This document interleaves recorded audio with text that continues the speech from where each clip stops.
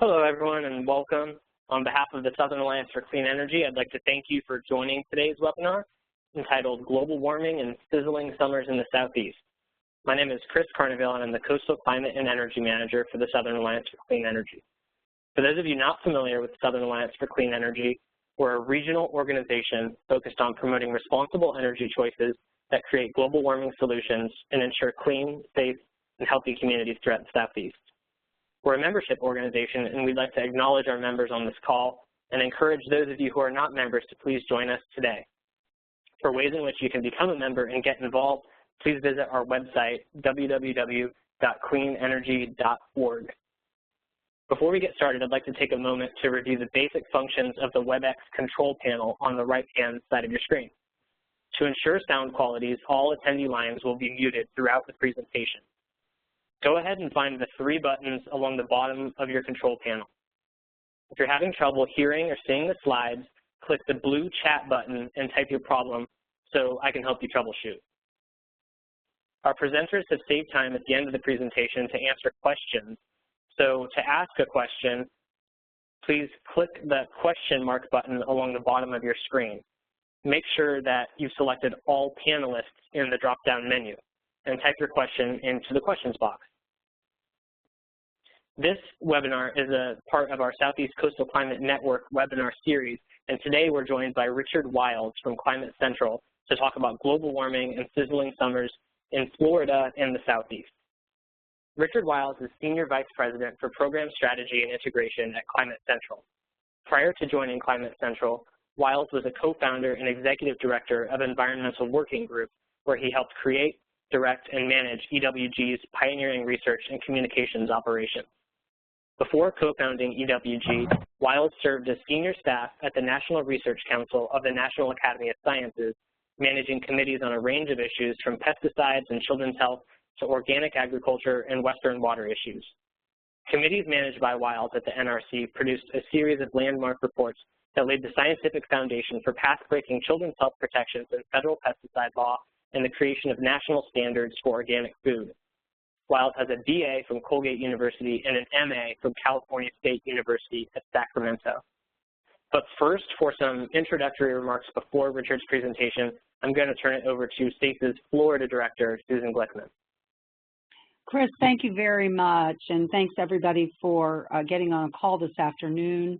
And thank you, Richard, to you and Climate Central for all the terrific work you're doing, bringing scientists and journalists together to do research and to educate the public with facts around climate change issues. So as Chris mentioned, I'm the Florida Director of Southern Alliance for Clean Energy. I started working on climate and energy issues in 1999, so that's 17 years. I'm a native Floridian, and I saw 17 years ago, and I see today that Florida in many ways is really the canary in the coal mine, if we can use a coal pun there.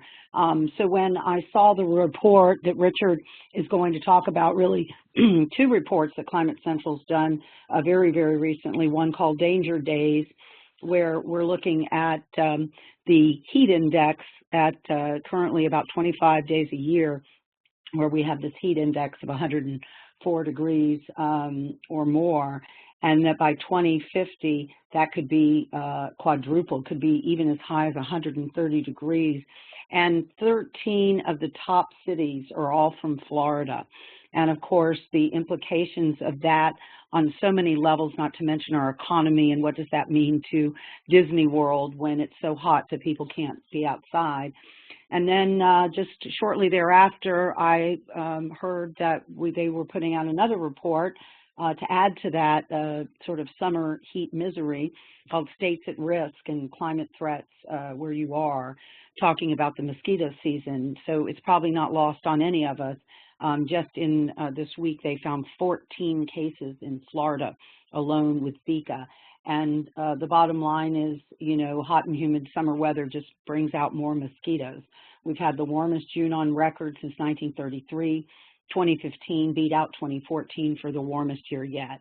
and, you know, it just goes on and on and on. So, Richard, I'm going to turn it over to you. Thank you very much for what you're doing, and I really think that reading the news, there isn't anyone else really making this connection, and I look forward to working with you and helping educate the public on these important issues. So I will turn it over to you now.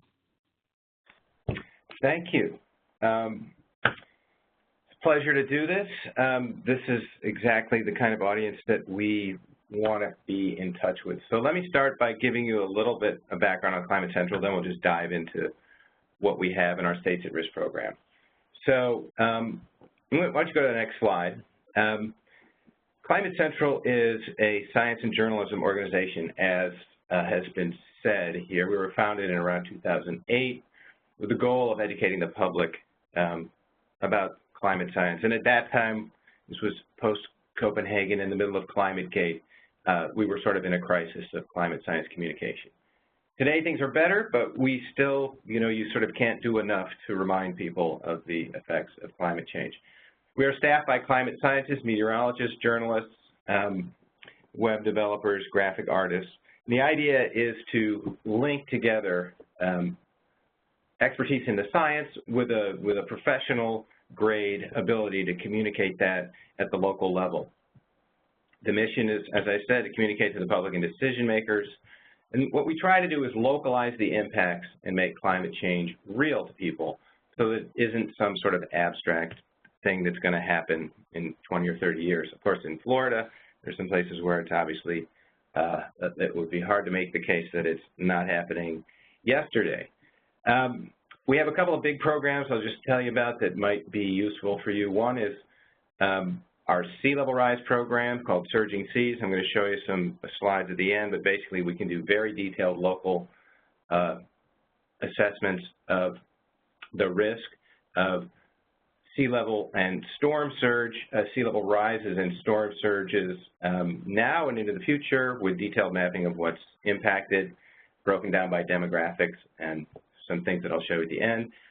And we have a program where we have about 325 local TV meteorologists, including 8 or 10 stations in Florida, where we deliver weekly content that tries to link climate change that's happening locally, local trends in temperatures and humidity and rainfall and drought and anything that's, that links climate and weather together, localized, produced in HD quality graphics that go on air all across the country.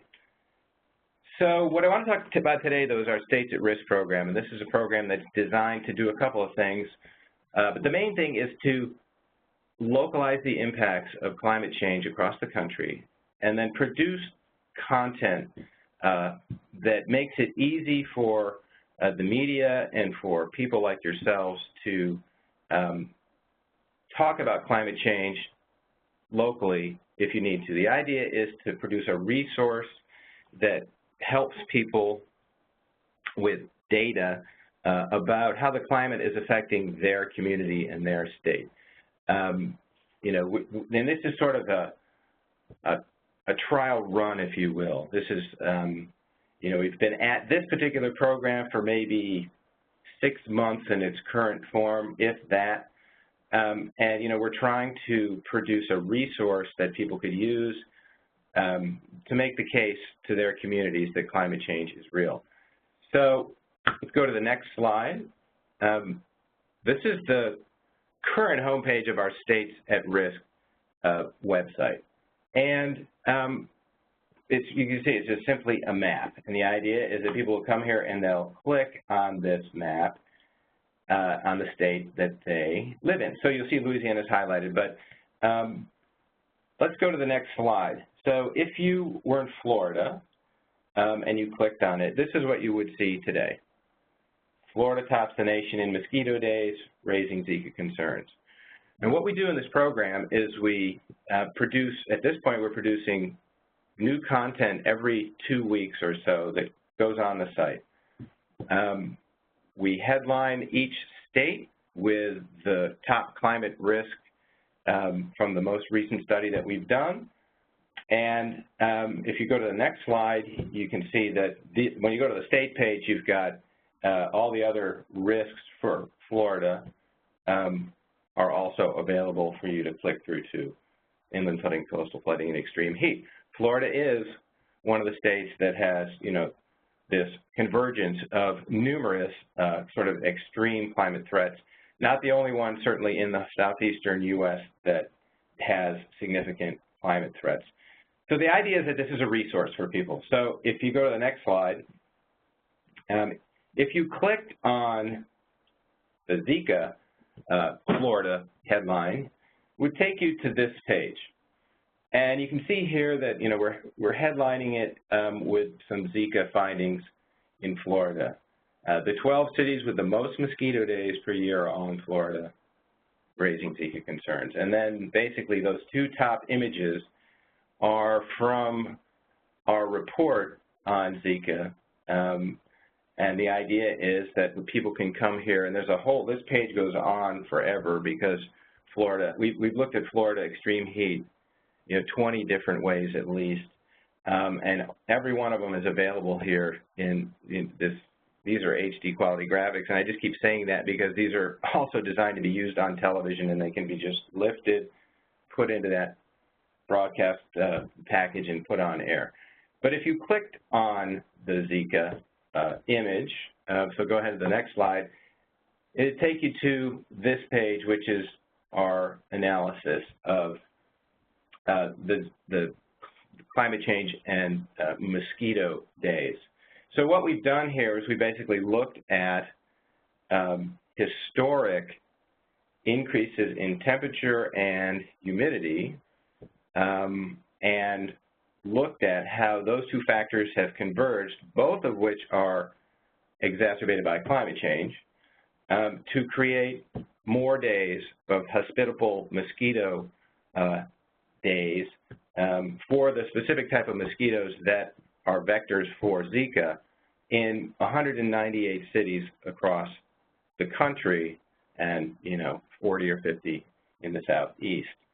And if you go to the next slide, you can see that this is the kind of information and the way we display it. What we're trying to do here is produce content that is easy to digest. It's not a 50-page report on Zika, which other people have done. And if you need that type of information, you can go to the CDC. What we're trying to do is produce communications products that make it easier for people to understand how climate change affects threats and things that matter to them where they live. So this is just one example of one of the graphics that we produced for this report. This is for Columbia, South Carolina. But if you look at right above there, you can see select a region, and you just go into that drop down and you can select any one of 198 different cities, and it will give you a graphic that looks just like this. And we do that for basically everything, all the issues that we work on. So if you go to the next slide, this is looking at, this was also in the Zika analysis, and it's pretty striking. I think it's the top 12 cities in the country with the most mosquito days, if you will, are all in Florida. And virtually all of these, it depends on what you think about Texas, but all of these in Virginia, if they're in the southeast or not. But clearly your region is the region that's going to be at greatest risk for Zika, at least in terms of having the most days with hospitable mosquito habitat. There's obviously other factors that go into it, but that's not a great place to start, and we're not moving in the right direction here. Although I will say there are a few places, very few, but they do exist, and we show them in that drop-down where the number of mosquito days has actually declined a little bit. But we're talking about situations where they, might have gone from 280 days to 277 days or something like that, because it actually got too hot. So, which is a decent segue into the next analysis. If you go to the next slide, So if you're on the website, you could go back to the heat page, and we'll just go to some of the heat content. If you go to the next slide, we produced a report that got a fair amount of coverage in Florida, but also all across the country.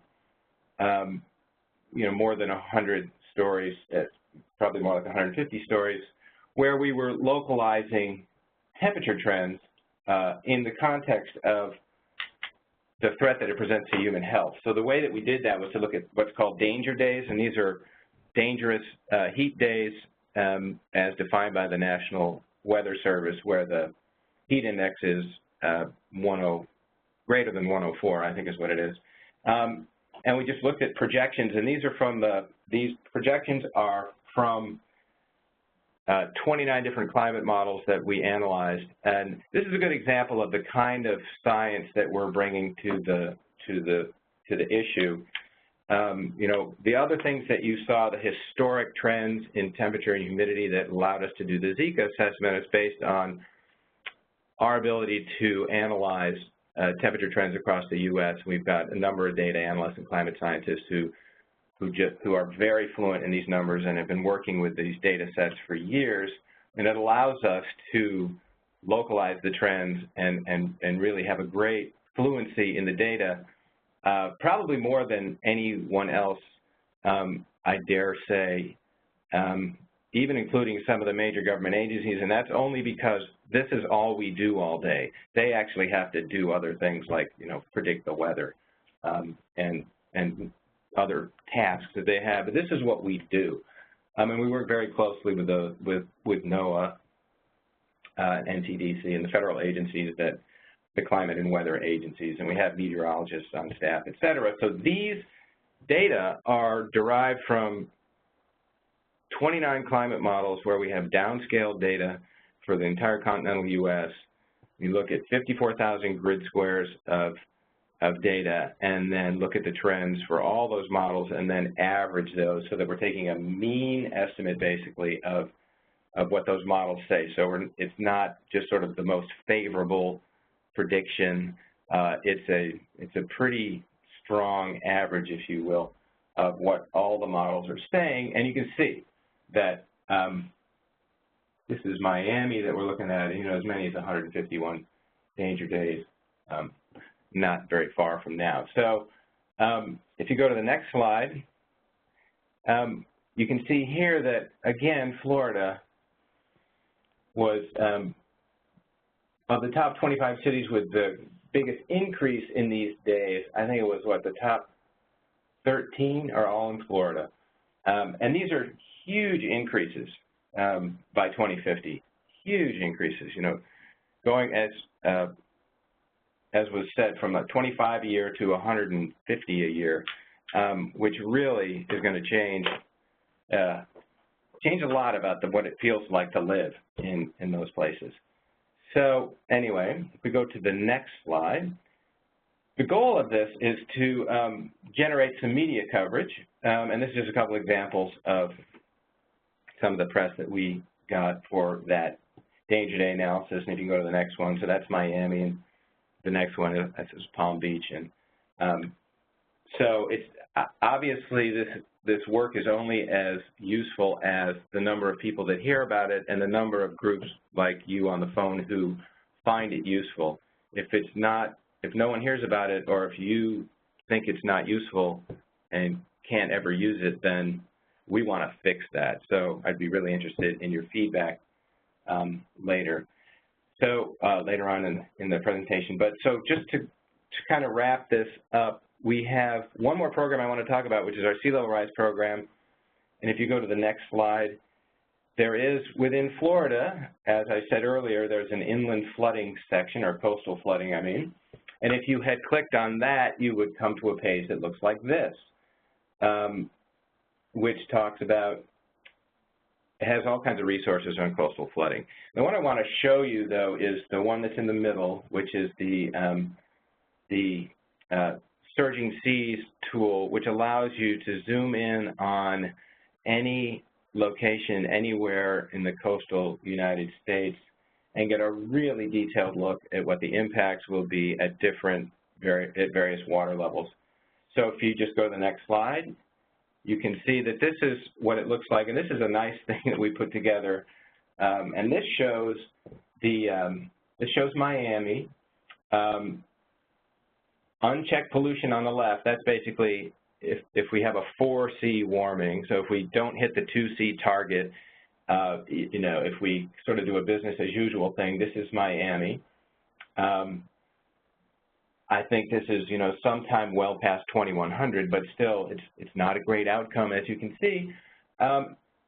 What's notable is on the right is extreme carbon cuts, and that's 2C, which will require extraordinary carbon cuts, and you can see the impact is still pretty dramatic. And these we have for anywhere on the coast. You can look at this kind of imagery. Another way we've done it is like this, which is where we have on the left is, again, 4C in Miami. On the right is actually 1.5, which looks obviously a lot better.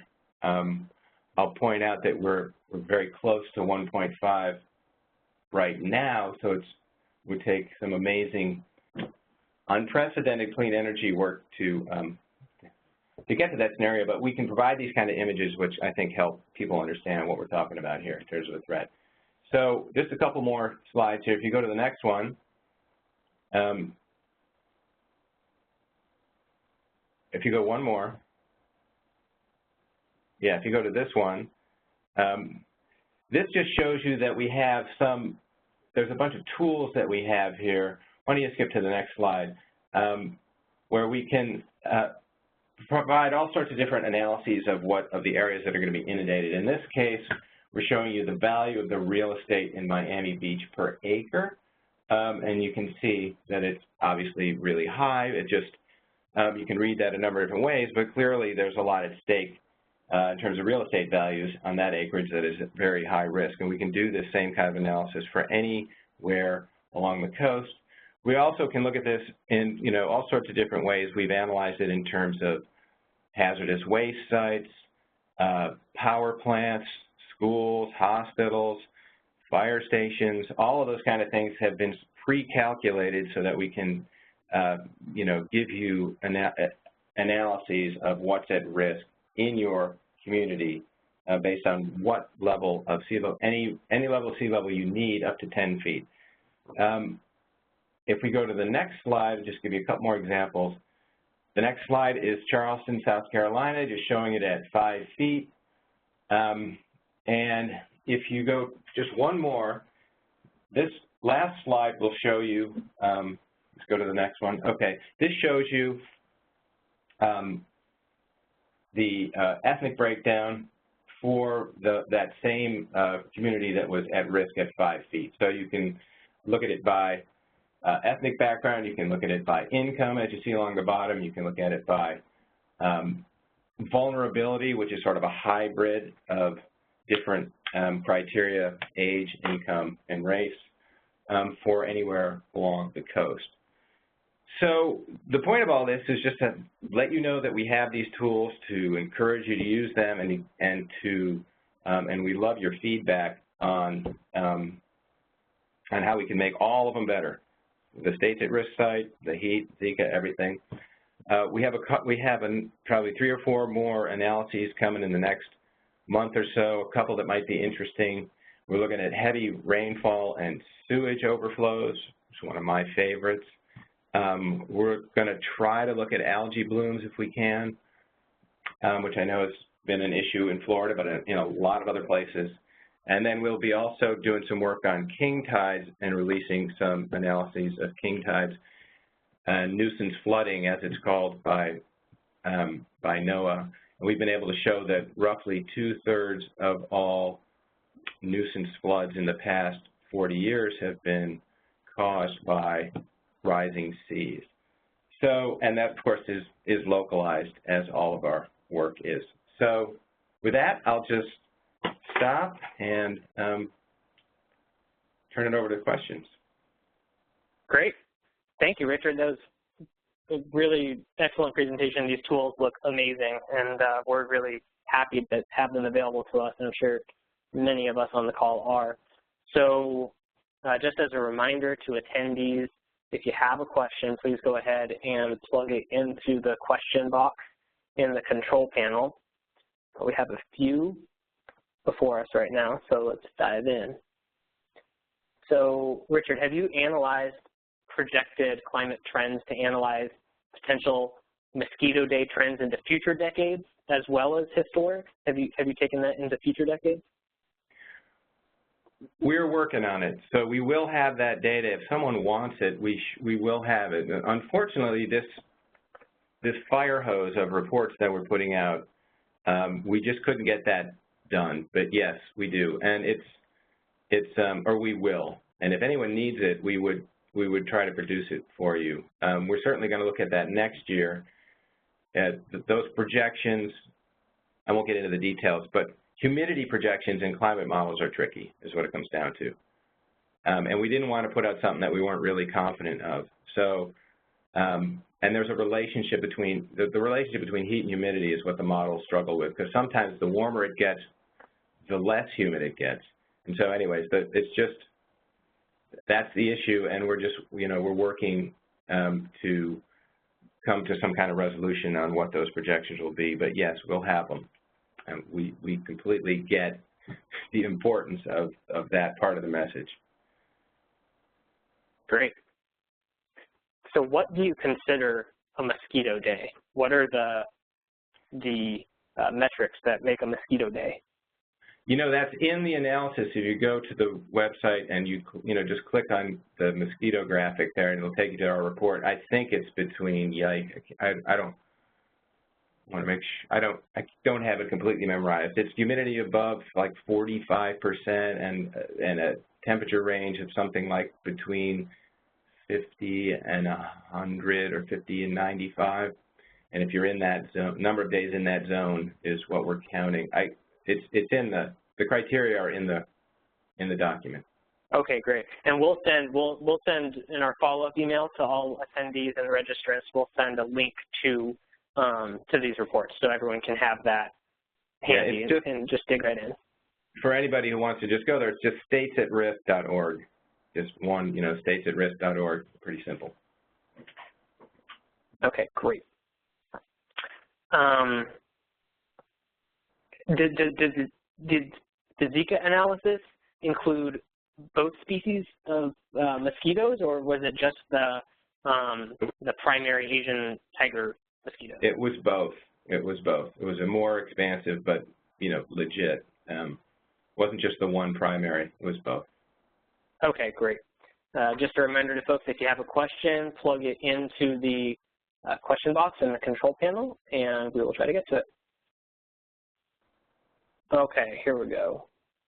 Did you have any standout or surprising findings from either the Zika or the danger days analysis? Maybe any cities that stood out?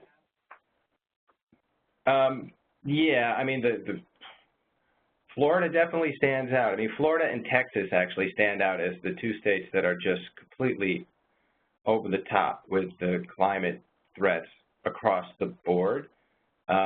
You're approaching the year-round mosquito season in Florida, which I may not seem that amazing to Floridians, but when you have this increase in vector-borne diseases, that really is an issue. The heat numbers, the danger day projections in Florida, those really kind of blew us away. That's such a huge increase.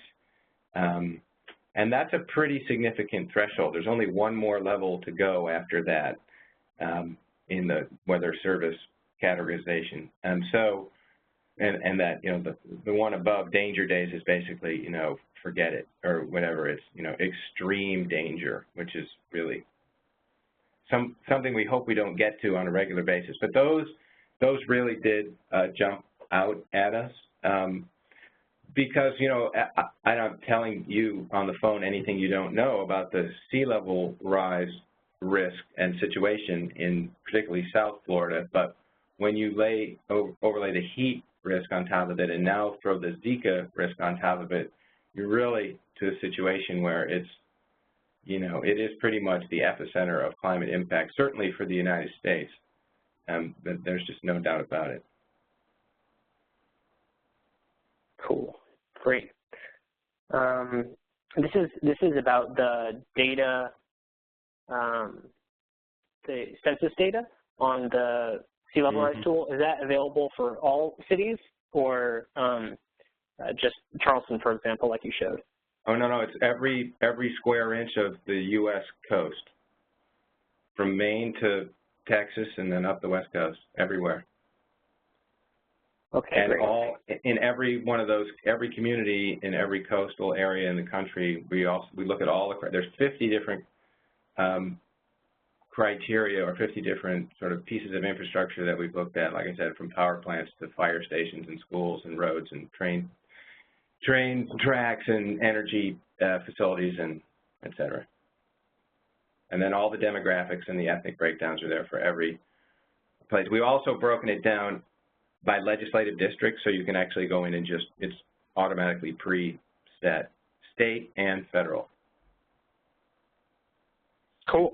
That's a great tool. Yeah, it's all pretty right. useful. We have, I'm sorry? It's pretty useful. We agree. Yeah, very, very useful indeed. Okay, we have a few comments from folks saying that they find this very helpful, that it's very useful. One person asked, can I say these are peer-reviewed results in some way? Or peer-reviewed research, I suppose?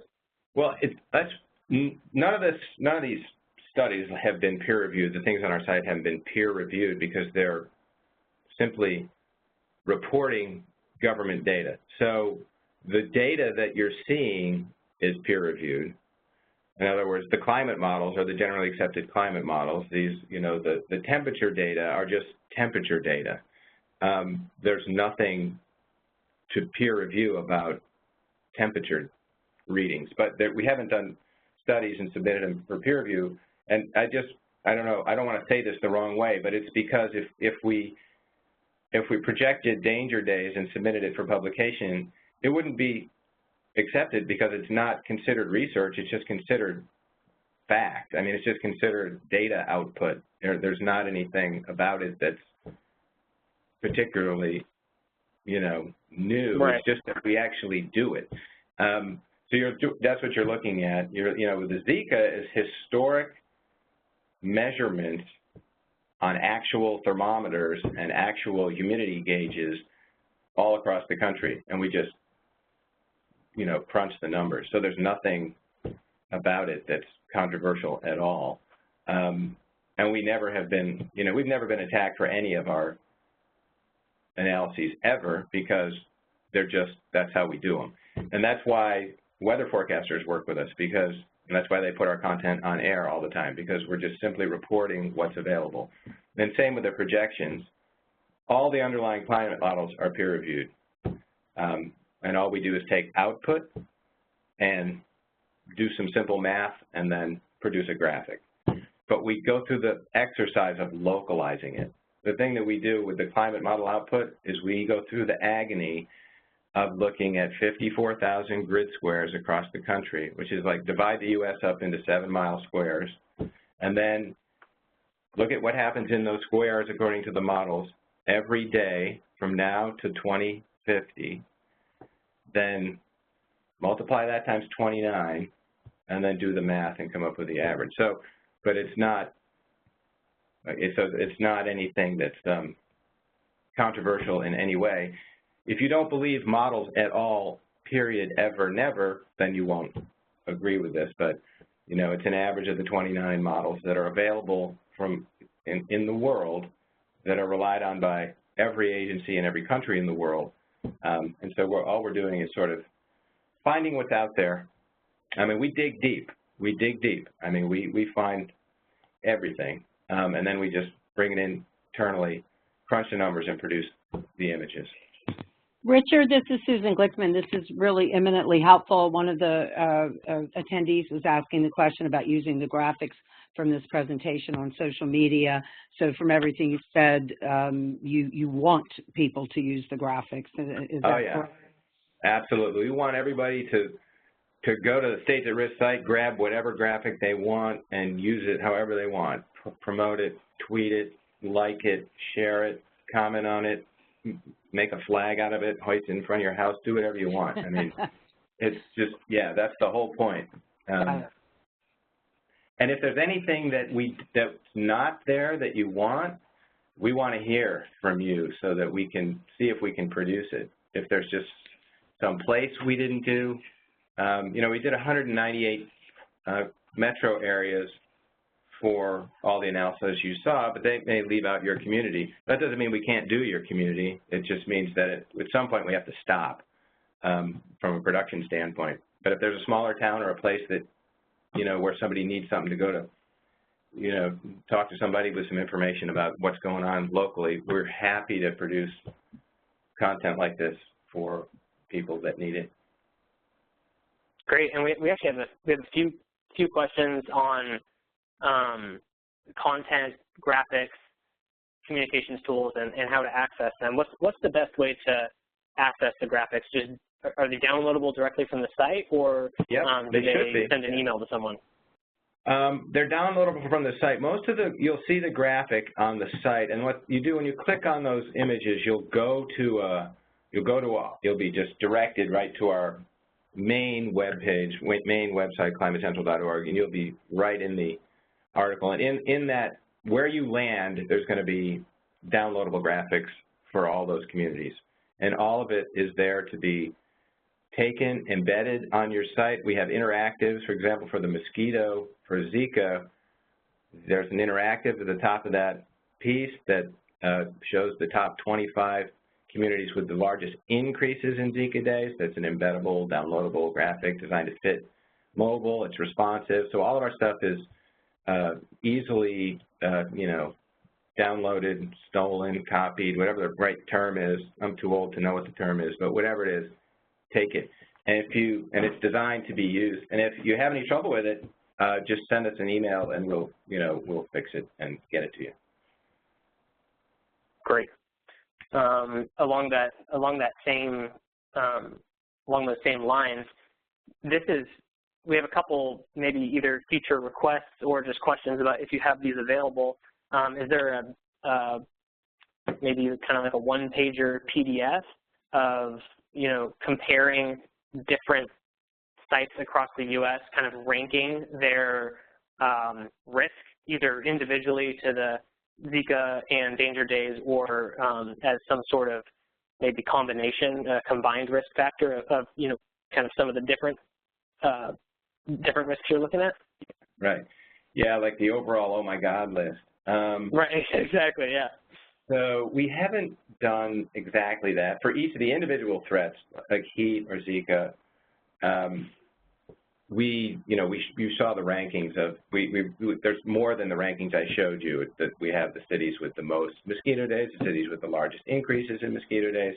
We show you the top 25 in the report you go to, but we could easily, if you're number 38, we could get it to you. But it also will show you in there, you can obviously go and see for the 198 cities we've done what's going on in your town. If you need to know what that rank is, we can do that for sure. And the same with all the heat. When we looked at heat 5 different ways. We looked at where it's getting sort of muggier, steamier, just plain. I call that the misery index, where it's not about temperature, it's just about the fact that it's getting more humid everywhere because the ocean, you know, with warming causes more evaporation off the oceans. There's more water vapor in the atmosphere, and that just means it's more humid, and we can show that, and which places are just plain yuckier. We looked at days above a threshold. So like days above 90, days above 95, days above 100, 105, 110, depending on where you are. And again, Miami jumped out. I think they had 70 more days above 90 or 95 than they did in the 1970s. Just unbelievable. So we can, all of those things are there. We have not done the combined super climate risk analysis yet. But I can assure you that, as I said, Florida and Texas, just because they have legitimate threats for inland flooding, coastal flooding, extreme heat, wildfires, and in Texas you can throw on drought.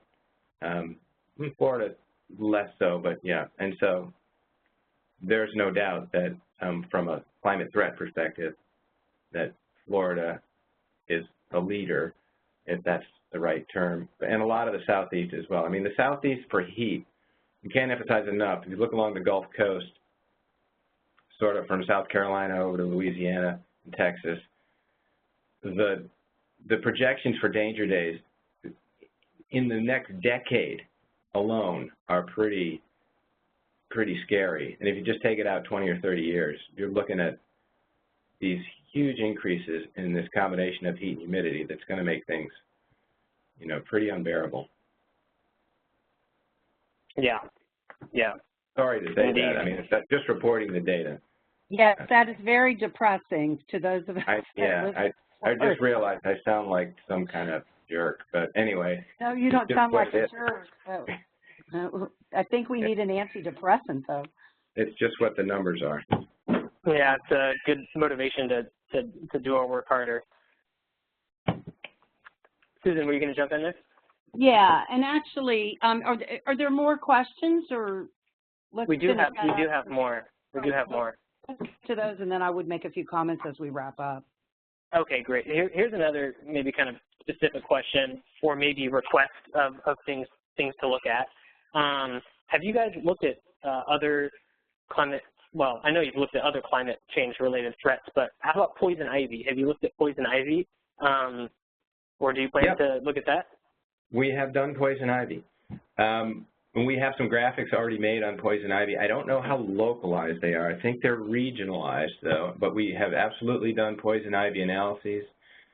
And, yeah, I could, if anybody wants it, we have an archive from our TV weather forecaster work where we've produced local graphics for the past 3 years, you know, times 120 stations, times et cetera. So it's a jillion different things. And we've looked at poison ivy, absolutely. We've looked at pollen as well. We've looked at ticks, and we've looked at mosquitoes. So we've at least done those 4 sort of very personal and annoying, you know, threats. And yeah, so I'd be happy to get that to you. There's a write-up and a graphic on poison ivy. Great, great. And those others are excellent as well. Pollen and ticks, something we can all relate to and certainly want to avoid. Right. Okay. Couple methodological questions. So what data years would you say what years are in the data set that you have been using? This questioner says that some places in the state haven't been mapped for many years. You know, we use National Weather Service and National, what's called NCDC, and I can't remember what they changed their name to, something very recent, but the National Climate Data Center. So it's the national network of historic temperature gauges. But it is true that those gauges move sometimes, and sometimes they build a new airport, and there are a lot of, you know, subtleties and peculiarities in those data sets, and I'm sure that's the case, that there are places where they kept temperature records till 1983 and then just stopped. It's also true that the Southeast is the one part of the country that's not shown as fast warming as other places. And in fact, if you go back 100 years, and we've done this, and if people want to see it, I can direct you to this too, where we looked at warming from, I think, 1912 to 2012, and I'm sure we've updated it since then. But in the Southeast, you see sometimes sort of a flat trend in some places, or actually a temperature decrease from, say, around 1910 to, say, 1960 or 50 or 70, 50 to 70, right in there. But then from 1970 to now, there's no place in the country that hasn't warmed. And so most places now are warmer than they've ever been on average. But the Southeast has, you know, in the longest term trends available, warmed the slowest of most places in the country. And not the entire Southeast, but there's a hole sort of in Alabama, Georgia, right in there that looks like that. So there are issues, but you know what we do with that is we just report it. It's all there. We don't hide any of that. That's just the way climate change is. It's global warming. It's not, Alabama warming. The climate doesn't recognize arbitrary state borders. So it's, it's a phenomena that's, when you get down into the fact that we can see all these local trends that are so consistent is even more amazing, I guess is what I'm trying to say, because it's a global phenomena that obviously isn't 100% consistent everywhere, but it's consistent enough and powerful enough now that you see it everywhere. But you can also see places where it's happening more, like the measures we talked about before in Florida, and then sometimes less in some parts of the Southeast.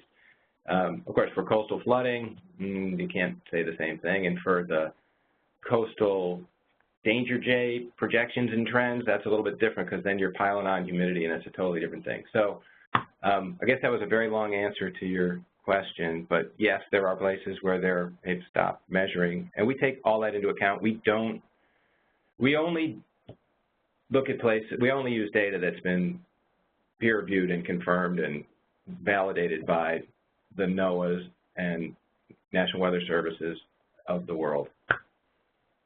Yeah, absolutely. And those data sets are vast.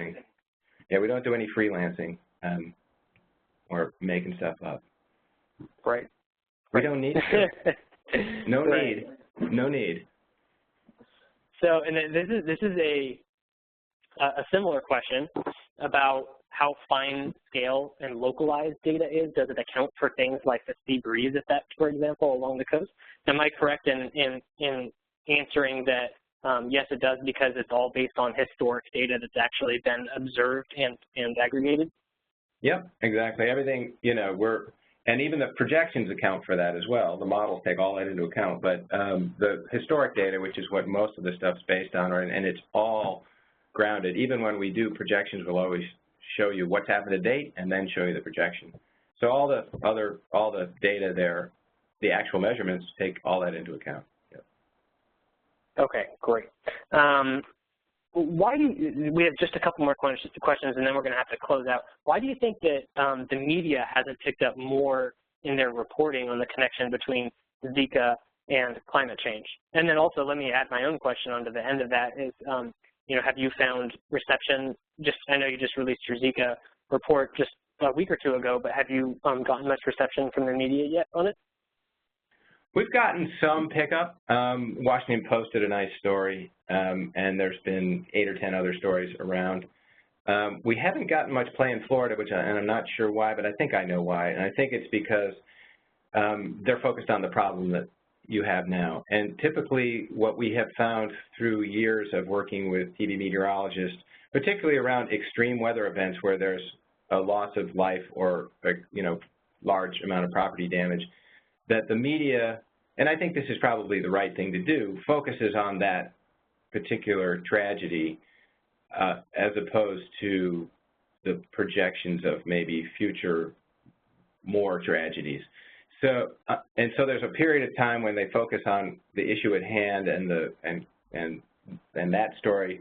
And typically, when you get your opening is sort of what air quotes parenthetically used to be called day 3, but sometime a week after the event or 3 days after, sometime after the event, when people are sort of stepping back to sort of assess what happened, and that's when the climate issue can come in. And I think with Zika, what happened is we sort of released this right when this happened, and so people focused on that as opposed to projections of it getting worse, which makes sense. I think it's an evergreen story. I think there's plenty of time for the climate link to get press and to be discussed, and certainly people like yourselves can make that case.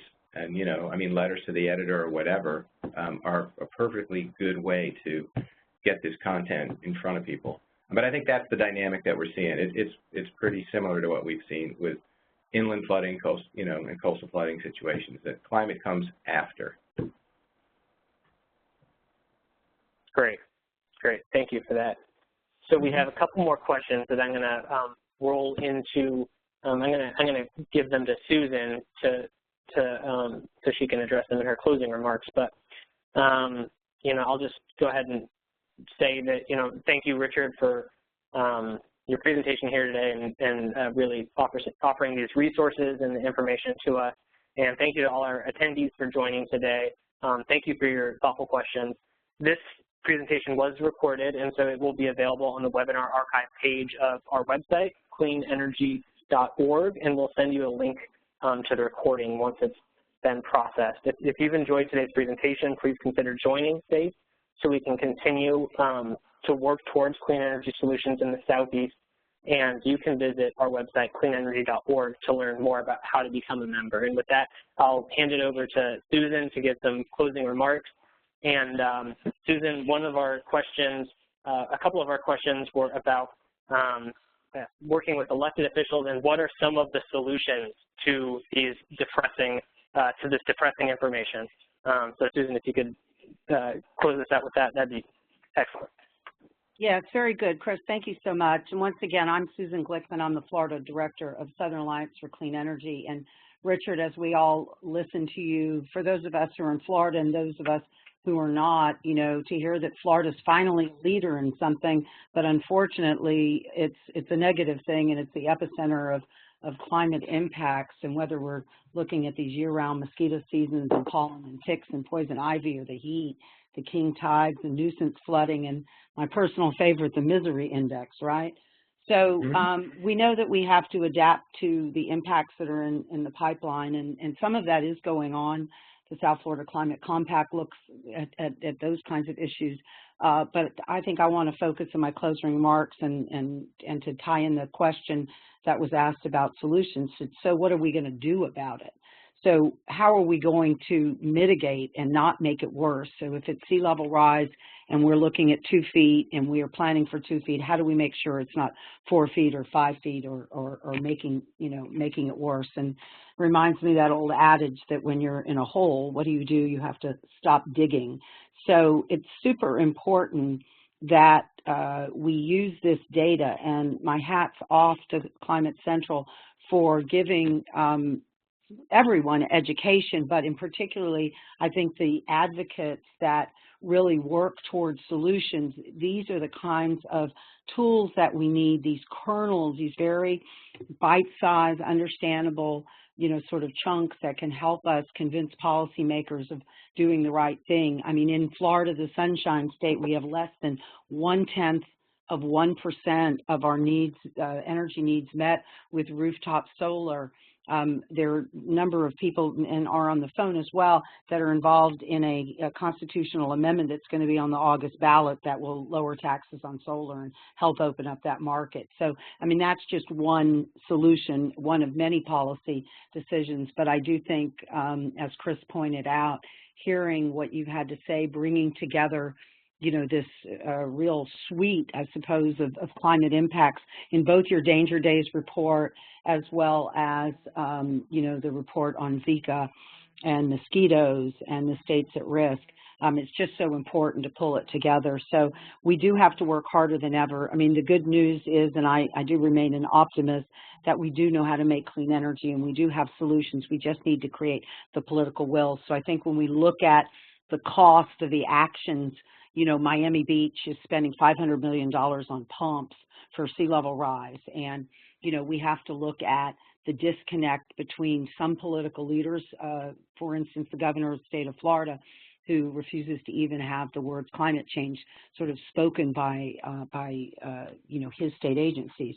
And that's just unacceptable. So Climate Central and Richard, you've given us the raw materials, and we in the advocacy community need to take that out and go out there, because we do have the solutions, and we know how to be more efficient.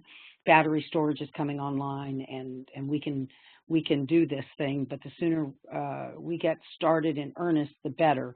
The less we will have to adapt in the pipeline, and our ability to mitigate will make things easier to get after these vexing, challenging problems. So So I think with that, Chris, I thought this was just terrific. And as Chris said, this is going to be up on the cleanenergy.org website, the recording of this. So feel free to share it with colleagues, share it with the public, share it in social media, and certainly with any media that you have particular ties to, and share those graphics as well. So with that, we will close up and thank everybody for attending today's webinar.